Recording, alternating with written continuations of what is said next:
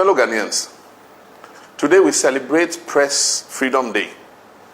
Freedom of the press should not only be marked, but celebrated and cherished as a vital and fundamental ingredient of our democracy.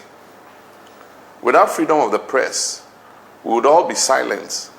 We wouldn't be free citizens, but mere subjects controlled by whoever happens to be in power. Freedom of the press is not a given.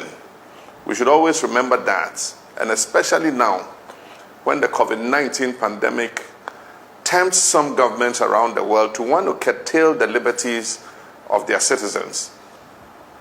Just as the press performs a civic service to all of us, we also have a civic duty towards the press, namely, to always defend and be ready to fight for the freedom of the press. According to Reporters Without Borders, during my tenure as President of Ghana, we became the country with the highest levels of press freedom in Africa. At the time, we were ranked number 1 out of 54 countries in Africa. We also placed 23rd on the global ranking among 180 countries. 3.5 years later, we have slumped 7 places on the global ranking and lost the number 1 spot in Africa to Namibia and Cape Verde. We've unfortunately lost this priceless status that made all of us very proud. This should worry us, not only as journalists and media owners, but all of us as citizens and as Ghanaians. As I said, when the freedom of the press is curtailed, democracy suffers. And all other human rights that anchor our dignity as human beings are eroded. Without freedom, our dignity is trampled.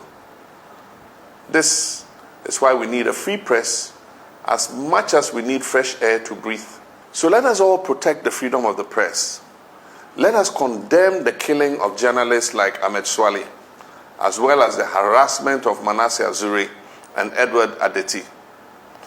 Let us rise up and speak against the dictatorial withdrawal of radio frequencies and closure of radio stations by the government of Nana Akufo-Addo.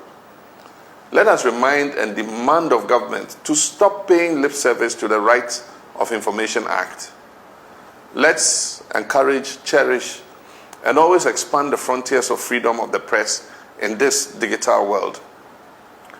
We owe it to our great and hard-working journalists, but first and foremost, we owe it to ourselves. I celebrate the men and women of the press in Ghana and across the globe.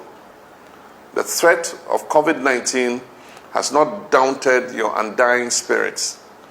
The pandemic has not prevented you from going at great and sometimes risky lengths to bring us the stories. You have been at the front line of the fight against the disease. We are grateful to our press men and women.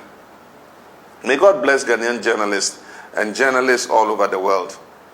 May we all rededicate ourselves to restoring Ghana's once enviable position as number 1 in press freedom in Africa. And may God continue to bless our homeland, Ghana.